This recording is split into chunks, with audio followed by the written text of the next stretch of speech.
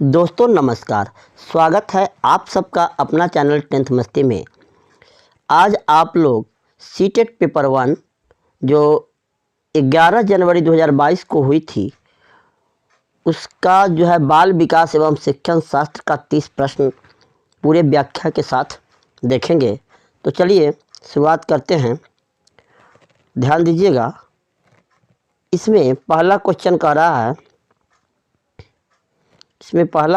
रहा है कि कथन दिया हुआ है। कथन ए कि बच्चे के विकास की प्रगति, यानी बच्चे के विकास की प्रगति को उसी उम्र के बच्चों के विकास की दर से तुलना करके सटीकता से मापा जा सकता है। तो मापने का यह तरीका सही नहीं है। बच्चे के उसी उम्र के विकास दर अलग अलग व्यक्तियों के विकास दर क्या होते हैं, अलग अलग होते हैं। तो उससे तुलना करके हम विकास को सही से नहीं माप सकते हैं। तो ये कथन गलत है। आगे आते हैं, विकास का स्वरूप गति सभी बच्चों के लिए एक समान होता है। बिल्कुल नहीं, विकास का स्वरूप सभी बच्चों के लिए एक समान नहीं होती है तथा सभी सांस्कृतिक परिवेश में समान रहता है, ऐसी बात नहीं है। ये कथन भी गलत है।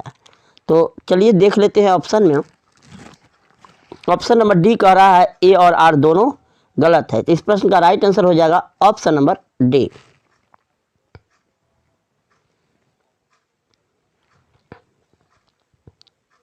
चलिए क्वेश्चन नंबर दूसरा देखते हैं कि एक बच्ची फुटबॉल खेलना सीखने से पहले कूदना, छलांगे मारना सीखती है।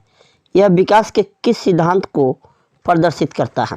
तो सबसे पहली बात, पहले आसान काम को सीखता है और बाद में जो है विशेष काम को जब सीखता है तो ऐसे विकास के सिद्धांत को हम अधोगामी कहते हैं। क्या कहते हैं? अधोगामी। तो इसमें देखते हैं ऑप्शन में कहीं अधोगामी है या नहीं। शीर्षगामी ये नहीं होगा, परिवर्तनीयता ये भी नहीं होगा, साम्य धारणा ये भी नहीं होगा, समीप दूराभिमुखी इसी को हम क्या कहते हैं? अधोगामी भी कहते हैं। क्या कहेंगे? इसी को हम अधोगामी भी कहते हैं। तो इस प्रश्न का राइट आंसर हो जाएगा ऑप्शन नंबर बी, समीप दूराभिमुखी। चलिए आगे क्या कर रहा है क्वेश्चन, ध्यान देंगे। इसमें क्वेश्चन नंबर 3 कह रहा है कि निम्नलिखित में से विकास के बारे में कौन सा कथन सही नहीं है? देखिए यार, नहीं कह रहा है, निगेटिव है, तो निगेटिव का भाई निगेटिव होगा। तो पहला क्वेश्चन कह रहा है विकास आनुवांशिकता व पर्यावरण की अंतःक्रिया का उत्पाद है। बिल्कुल ये तो सही ऑप्शन है, लेकिन सही तो खोजना नहीं है। विकास का कुछ हद तक पूर्वानुमान लगाया जा सकता है। जी बिल्कुल, विकास का पूर्वानुमान लगाया जा सकता है। आगे कहता है विकास की दर एक समान और सार्वभौमिक है। ये गलत है, क्योंकि विकास का दर एक समान नहीं होता है। सब व्यक्ति की विकास की दर अलग अलग होती है। चलिए इसको होल्ड करके आगे भी देख लेते हैं। विकास समान से विशिष्ट की ओर होता है। बिल्कुल, तो इसमें निगेटिव खोजना है, तो निगेटिव का भाई निगेटिव होता है, जिसका राइट आंसर हो जाएगा ऑप्शन नंबर सी। चलिए क्वेश्चन नंबर 4 की तरफ चलते हैं। क्वेश्चन नंबर 4 क्या कह रहा है? इसमें कारण दिया हुआ है, ए और बी है, तर्क भी है। तो कारण में कह रहा है कि बच्चे अपनी संस्कृति में व्यवहार करने के उपयुक्त तरीके अपने दोस्तों, मीडिया जैसे स्रोतों से सीखते हैं। मीडिया जैसे स्रोतों से सीखते हैं। आगे कहता है बिल्कुल ये सही बात है ये, कि बच्चे अपनी संस्कृति में व्यवहार करने के उपयुक्त तरीके अपने दोस्तों से भी सीखते हैं और मीडिया जैसे स्रोतों से भी सीखते हैं। दूसरा कह रहा है, तर्क है कि सामाजिकरण एक प्रक्रिया है जो बहुत से औपचारिक और अनौपचारिक साधनों के जरिए होती है। बिल्कुल, ये दोनों कथन क्या है? सही है। इसलिए इस प्रश्न का राइट आंसर हो जाएगा ऑप्शन नंबर ए। ए और आर दोनों सही है और आर सही व्याख्या है ए की। चलिए अब देख लेते हैं अगला question, question number 5। Question number 5 क्या कर रही है कि मूर्त संक्रियात्मक अवस्था के बच्चों के लिए एक शिक्षिका को क्या करना चाहिए? मूर्त संक्रियात्मक मूर्त संक्रियात्मक अवस्था के बच्चों के लिए शिक्षिका को क्या करना चाहिए? पहला है कि अमूर्त संरचनाओं से सरोकार करने के लिए खूब अभ्यास कराना, तो इसमें अमूर्त वाला ऑप्शन है तो होगा नहीं। दूसरा कहता है वस्तुओं और विचारों को बढ़ते हुए जटिलता के क्रम में वर्गीकृत करने के मौके मुहैया कराना चाहिए। मुहैया यानी अवसर उपलब्ध कराना चाहिए। अवसर, ये देखते हैं पॉजिटिव टैग वर्ड है, इसलिए इस प्रश्न का राइट आंसर यही बी होना चाहिए। फिर भी आगे इसको होल्ड करके देख लेते हैं। ऐसी समस्या देनी चाहिए जो उच्च स्तरीय और उच्च स्तरीय अमूर्त सोच में होता है, तो ये भी नहीं होगा। ऐसी समस्या देनी चाहिए जो तर्कपूर्ण वैज्ञानिक समझ की आवश्यकता हो, तो इसका राइट आंसर हो जाएगा ऑप्शन नंबर बी।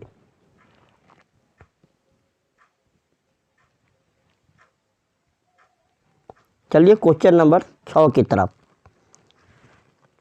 जीन पियाजे के संज्ञानात्मक विकास के किस चरण पर बच्चा समझ बना लेता है कि प्रतीकों का इस्तेमाल वस्तुओं को, प्रतीक यानी चिन्ह बना लेता है अपने दिमाग में, वस्तुओं को प्रतिनिधित्व करने के लिए किया जा सकता है। अगर बच्चे के सामने साइकिल नहीं है तब भी वह साइकिल का प्रतीक चिन्ह जो है अपने दिमाग में, मस्तिष्क में बना लेता है।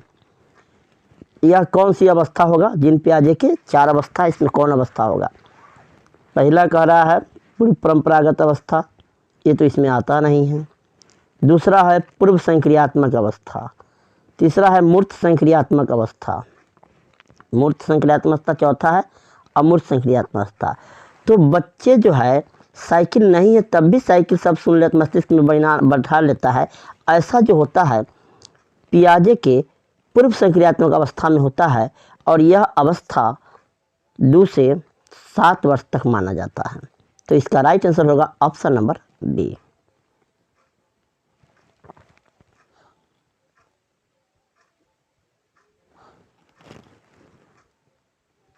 चलिए क्वेश्चन नंबर 7 की तरफ बढ़ते हैं। क्वेश्चन नंबर 7 कहता है कि आनव 3 अंकों की संख्या को जोड़ करने में अकेले संघर्ष करता है, किंतु शिक्षिका की मदद से वह ऐसा करने में सक्षम होता है। लेबाइस्की के सिद्धांत के अनुसार यह क्या दर्शाता है? पहला है समीपस्थ विकास का क्षेत्र, दूसरा है पुनर्वलन, ये तो होगा नहीं, परिपक्वता होगा नहीं, प्रतीकवाद होगा नहीं, तो इसका राइट आंसर होगा ऑप्शन नंबर ए, समीपस्थ विकास का क्षेत्र। चलिए 8वां प्रश्न देख लेते हैं। 8वां प्रश्न क्या कह रहा है कि लेबाइस्की के अनुसार अधिगम क्या है? पहला है ज्ञान के सक्रिय नियम, ज्ञान के निर्माण की सक्रिया। दूसरा है ज्ञान प्राप्ति की एक निष्क्रिय प्रक्रिया, निष्क्रिय ये तो गलत हो जाएगा। अभ्यास और दोहराव यानी बार बार दोहराना, ये गलत है। उद्दीपन और क्रिया के संबंधों की प्रक्रिया, तो यह लेबाइस्की का नहीं है, तो इसका राइट आंसर हो जाएगा ऑप्शन नंबर ए।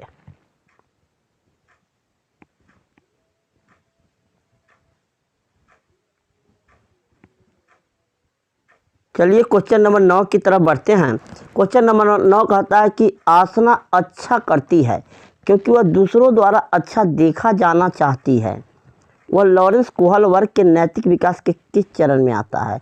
तो आसना अच्छा करती है और दूसरों द्वारा अच्छा दिखने के लिए व्यवहार करती है, तो ऐसा जो होता है लॉरेंस कोहल वर्ग के पारंपरिक अवस्था में होता है, और इसकी जो है अवस्था होती है 10 से 13। क्या वर्ष होती है? 10 से 13 वर्ष होती है, तो इसका राइट आंसर हो जाएगा ऑप्शन नंबर बी, प्रथागत या पारंपरिक अवस्था।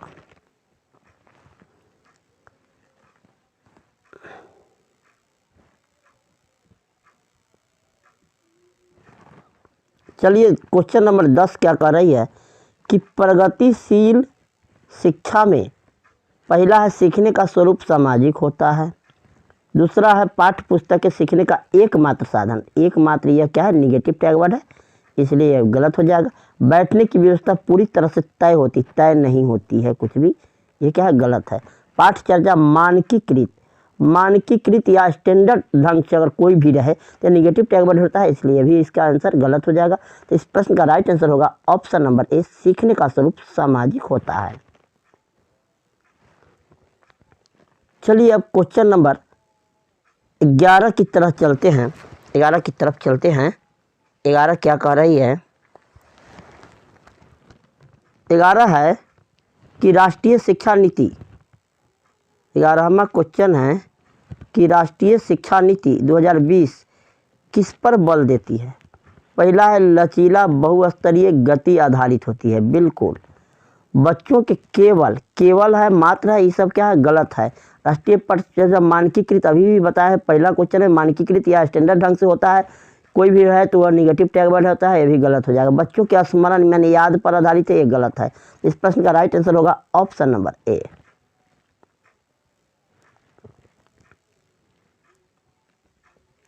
आगे है, बहुत ही इंपॉर्टेंट प्रश्न है ये, देखिएगा। क्वेश्चन नंबर 12 का रहा है कि निम्नलिखित में से कौन सी विशेषता हार्वर्ड गार्डनर द्वारा प्रतिपादित अंतरावैयक्तिक वृद्धि का आलेख करती है। इसमें ध्यान दीजिएगा, उसका बहुविध सिद्धांत गार्डनर का महोदय का है कि खुद के बारे में, खुद के चरित्र, खुद की विशेषता के बारे में अगर जाने तो अंतर्वैयक्तिक होता है, और दूसरे के मनोभाव को जाने, दूसरे के विचार को समझे, दूसरे के चरित्र को जो समझ लेता है तो वो क्या कहलाता है, अंतरावैयक्तिक कहलाता है। तो इसमें अंतर्वैयक्तिक है, तो इसमें क्या होगा, देखते हैं ऑप्शन में। पहला कह रहा है कि मौखिक व लिखित भाषा के प्रति संवेदनशील, बिल्कुल नहीं। ध्वनि और ताल के प्रति संवेदनशील, बिल्कुल नहीं। तीसरा कहता है कि दूसरों के विचारों और इच्छाओं की समझने की क्षमता, बिल्कुल। अंतरावैयक्तिक में ही होता है, दूसरों के विचार और इच्छा को समझ लेता है। चौथा कहता है खुद को समझने की क्षमता, खुद को समझने की क्षमता होती है अंतर्वैयक्तिक में, लेकिन यहाँ पर अंतरावैयक्तिक है, इसलिए इस प्रश्न का राइट आंसर होगा ऑप्शन नंबर सी।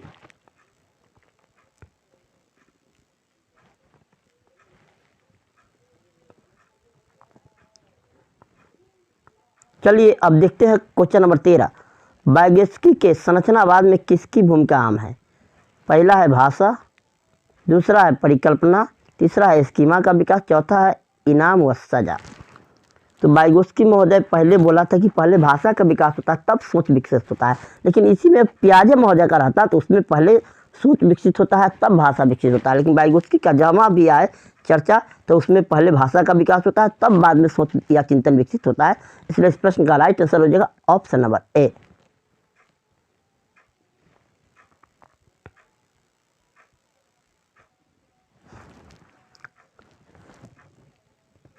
चलिए क्वेश्चन नंबर 14 की तरफ बढ़ते हैं। बच्चों के सीखने का आकलन करने के लिए एक शिक्षिका को निम्न तरीकों को इस्तेमाल करना चाहिए। पहला है कक्षा में की गई अंतःक्रिया, बिल्कुल। अंतःक्रिया से जो है बच्चों में अधिगम विकास अधिक होता है। परियोजना कार्य, प्रोजेक्ट वर्क जिसको करते हैं, पोर्टफोलियो, बिल्कुल। आत्म आकलन, बिल्कुल। ये सभी आंसर ऑप्शन सही है, इसलिए इस प्रश्न का राइट आंसर हो जाएगा ऑप्शन नंबर सी, 1, 2, 3 और 4।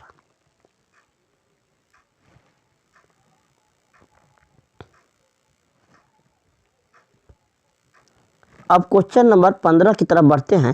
क्वेश्चन नंबर 15 कह रही है कि राष्ट्रीय शिक्षा नीति 2020 के अनुसार मूल्यांकन का उद्देश्य किसकी जानकारी देता है। पहला है विद्यार्थी को कक्षा में और कक्षा के बाहर कैसे सहायता दी जा सकती है, बिल्कुल, क्योंकि शिक्षक एक सुगम कर्ता होते हैं, सुविधादाता होते हैं, हेल्प करने वाले होते हैं। दूसरा कहता है विद्यार्थी का उसके सहपाठियों की तुलना में प्रदर्शन, तुलना करना निगेटिव टैग वर्ड है। विद्यार्थियों के सीखने में कमियां, अभाव, उसकी असफलता, कमी को ढूंढना एक गलत है, ये भी गलत हो जाएगा। रटंत प्रणाली, ये भी क्या है, रटने पर आधारित है, ये भी क्या है, गलत है, इसलिए इस प्रश्न का राइट आंसर हो जाएगा ऑप्शन नंबर ए, विद्यार्थी को कक्षा में व कक्षा के बाहर कैसे सहायता दी जा सकती है।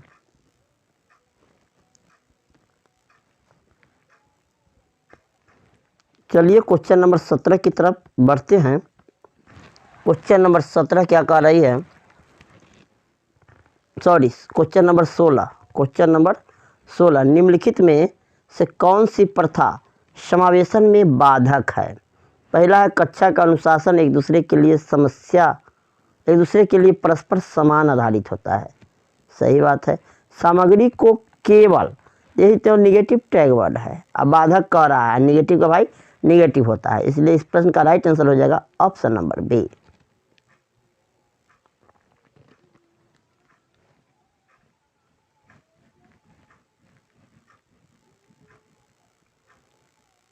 चलिए क्वेश्चन नंबर 17 की तरफ बढ़ते हैं। क्वेश्चन नंबर 17 क्या कह रही है कि निम्नलिखित में से कौन हाशिए के समूहों में विद्यार्थियों को शामिल करने में बाधा उत्पन्न करता है?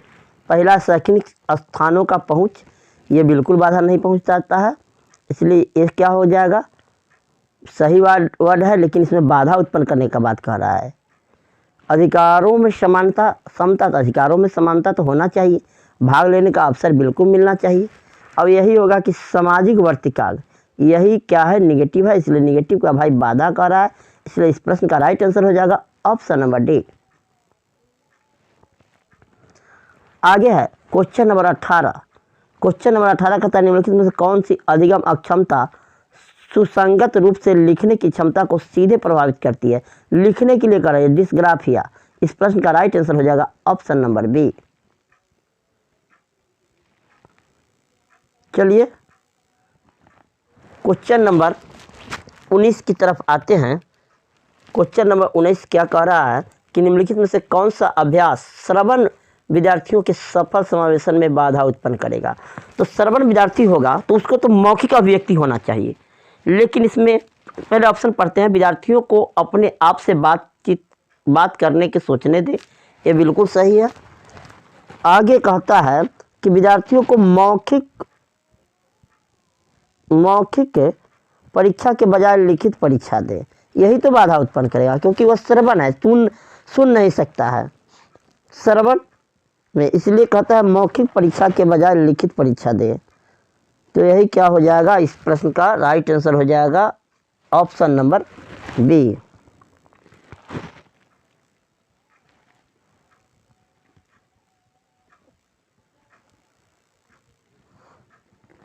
आगे कहता है क्वेश्चन नंबर 20, निम्नलिखित में से प्रतिभावान विद्यार्थी, प्रतिभावान जो होते हैं, प्रतिभाशाली, उसकी बुद्धि लब्धि ज़्यादा होती है, कि विशेषता कौन सी होती है? पहला है धीमी समझ, बिल्कुल गलत, यह धीमी समझ वो तो अधिक समझ वह करता है। जिज्ञासा की कमी नहीं, जिज्ञासा में अधिकता होता है। सोच में सटीकता की आवश्यकता, सटीक ढंग से वह जल्दी सोच लेता है। आगे है आसान कार्यों को चुनने की प्रवृत्ति, तो इस प्रश्न का राइट आंसर हो जाएगा सोच में सटीकता की आवश्यकता, ऑप्शन नंबर सी।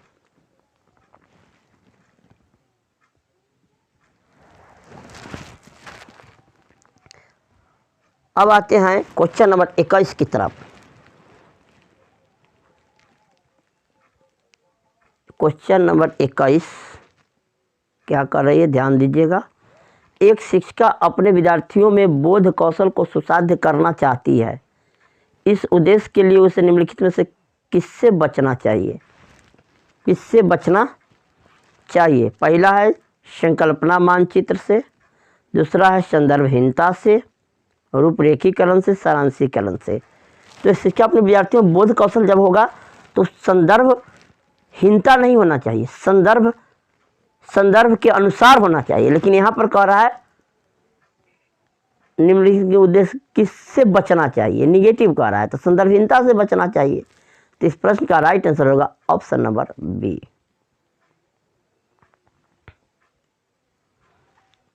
चलिए अब हम क्वेश्चन नंबर 22 की तरफ आते हैं। क्वेश्चन नंबर 22 क्या कर रही है? क्वेश्चन नंबर 22 आगे प्रश्न कह रहा है, क्वेश्चन नंबर 22, विद्यार्थियों में से एक संप्रदाय के अधिगम को सुसाध्य करने के लिए एक शिक्षक को निम्न में से क्या करना चाहिए? पहला है नई जानकारी और पिछले ज्ञान के बीच संबंध बनाने से बचना चाहिए। ऐसी बात नहीं, बचना नहीं, इसमें संबंध बनाना चाहिए, पूर्व जानकारी को नई जानकारी से जोड़ना चाहिए। आगे कहता है नियमों को समझने और अवधारणा की विशेषताओं को परिभाषित करने पर ध्यान दें। दूसरा है विषय वस्तु से संबंधित आवश्यक और गैर आवश्यक जानकारियों को मिश्रित करते हैं। तीसरा है सामग्री और जानकारी को अत्यधिक मूर्त और जटिल तरीके से प्रस्तुत करें। इसमें अत्यधिक मूर्त दिए हुआ है, तो यह निगेटिव टैगवर्ड है। तो इस प्रश्न का राइट आंसर हो जाएगा ऑप्शन नंबर बी, नियम को समझना बिल्कुल और अवधारणा की विशेषता को परिभाषित करने पर ध्यान देना, इसलिए इसका राइट आंसर होगा ऑप्शन नंबर बी। आते हैं क्वेश्चन नंबर 23 की तरफ। निम्नलिखित में से कौन सा कारक अकादमिक प्रदर्शन में विद्यार्थियों की सफलता के लिए जिम्मेदार नहीं है? निगेटिव टैग वर्ड है। तो इसमें क्या कहता है, अकादमिक प्रदर्शन के विद्यार्थियों की सफलता के लिए जिम्मेदार नहीं है। तो इसमें बोरियत, ये तो बोर होना जिम्मेदार है। उसके बाद तनाव भी जिम्मेदार है, भय भी तनाव, जिज्ञासा जन, यह सफलता के सूचक है। यह सफलता के लिए विद्यार्थियों की सफलता के लिए जिम्मेदार नहीं कर रहा है, यह जिम्मेदार है। इसलिए यही जिज्ञासा होगा राइट आंसर, क्योंकि निगेटिव का भाई निगेटिव होता है, इसलिए इस प्रश्न का राइट आंसर ऑप्शन नंबर सी।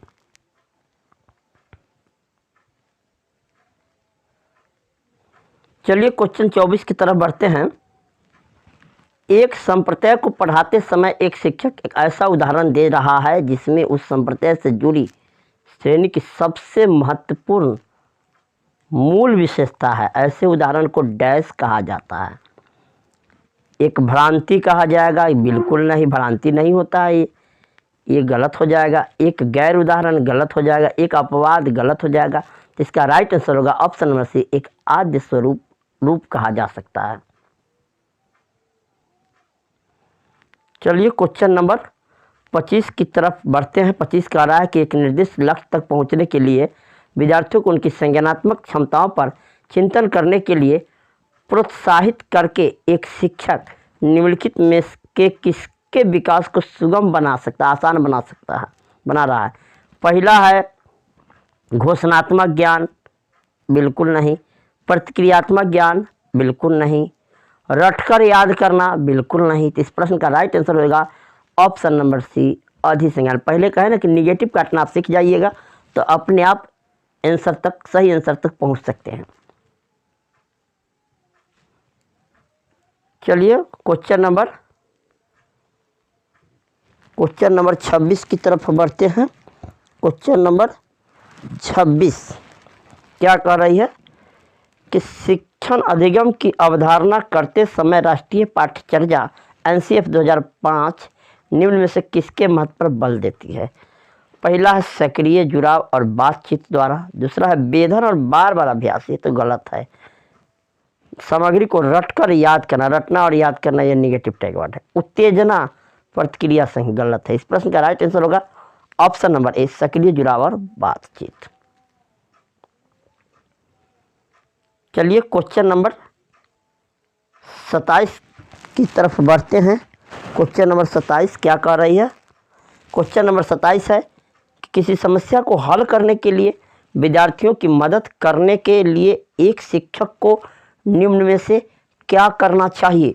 ध्यान से सुनेंगे ऑप्शन को पहले, कि असंगत जानकारी को चिन्हांकित करके विद्यार्थियों को भ्रमित करना निगेटिव टैग वर्ड है, ये तो गलत हो जाएगा। विद्यार्थी को भ्रमित नहीं करना है। विद्यार्थियों को सीधे उत्तर बताएं, डायरेक्ट उत्तर बताएं, उन्हें नकल करने निगेटिव टैग वर्ड है, ये कहीं भी सही नहीं हो सकता है।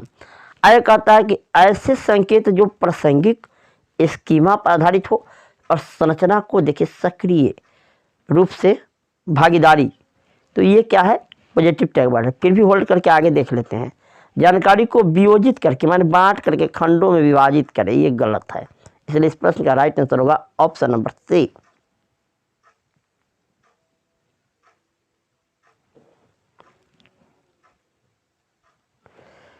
चलिए क्वेश्चन नंबर 28 की तरफ बढ़ते हैं। अभिकथन है कि शिक्षण अधिगम प्रक्रिया के दौरान एक शिक्षक को विद्यार्थियों को उनकी भ्रांतियों और वैकल्पिक अवधारणाओं को साझा करने का अवसर देना चाहिए।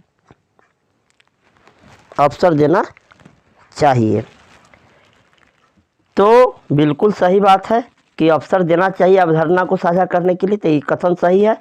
आगे भी कथन पढ़ लेते हैं। भ्रांतियाँ और वैकल्पिक अवधारणाएं हमेशा आधारहीन होती, बिल्कुल नहीं, हमेशा आधारहीन नहीं होती है। और सीखने की प्रक्रिया महत्वहीन, ये भी निगेटिव टैग वर्ड है। इसलिए ये कथन क्या है, गलत है। तो ये कथन ए सही है और कथन बी जो है गलत है। देख लेते हैं ऑप्शन नंबर सी में, देखिएगा कथन ए सही है लेकिन आर गलत है। इसलिए इस प्रश्न का राइट आंसर होगा option number C, option number C. अब क्वेश्चन नंबर 29 की तरफ बढ़ते हैं। 29 क्या कह रही है, ध्यान देंगे कि अधिगम असहायता, लाचारी तब महसूस होती है जब एक विद्यार्थी यह मानता है कि क्षमता में सुधार हो सकता है और उसका ध्यान महारत के लक्ष्यों पर केंद्रित है। महारत के लक्ष्यों पर केंद्रित है। महारत, लाचारी कब महसूस करेगा? जब महारत हासिल होगा तब थोड़ी करेगा। दूसरा कहता है प्रयास के क्षमता को प्रभावित करते हैं और उसका ध्यान प्रदर्शन लक्ष्यों पर केंद्रित होता है। तीसरा कहता है शैक्षणिक गतिविधियों के परिणाम नियंत्रणीय हैं। यहाँ भाई चौथा कह रहा है कि शैक्षणिक गतिविधियों के परिणाम अनियंत्रित होते हैं। वास्तव में इसकी गतिविधि जो होती है अनियंत्रित होते हैं। तो इस प्रश्न का राइट आंसर होगा ऑप्शन नंबर डी। इस साल का इस जो है बाल विकास एवं शिक्षण शास्त्र का ये लास्ट क्वेश्चन है जो 11 जनवरी 2022 को हुई थी। क्या कह रहा है ध्यान दीजिएगा। इसमें कह रहा है कि निम्नलिखित में से कौन सा आंतरिक प्रेरणा का उदाहरण है? आंतरिक प्रेरणा का उदाहरण है। निम्नलिखित में से कौन सा आंतरिक प्रेरणा का उदाहरण है? पहला है कि माता पिता द्वारा दंड से बचने के लिए अध्ययन। दंड से बचने के लिए अध्ययन, बिल्कुल नहीं। एक गतिविधि में रुचि के कारण अध्ययन, वास्तव में रुचि जब तक होती है नहीं होगी तब तक अध्ययन नहीं होगी। शिक्षक की प्रशंसा प्राप्त करने के लिए अध्ययन कोई जरूरी नहीं है। प्रतियोगिता जीतने के लिए अध्ययन कोई जरूरी नहीं है। इसलिए इस प्रश्न का राइट आंसर होगा ऑप्शन नंबर बी। तो मुझे उम्मीद है कि 11 जनवरी 2022 को जो ऑनलाइन मोड में परीक्षा हुई थी उसका बाल विकास और शिक्षण शास्त्र के 300 प्रश्न आप अच्छे से समझ में आपको आ गया होगा। और इस तरह की और भी वीडियो अगर देखना चाहते हैं तो मेरे चैनल को सब्सक्राइब करें, दोस्तों से शेयर करें। मिलते हैं अगले वीडियो में। Thank you for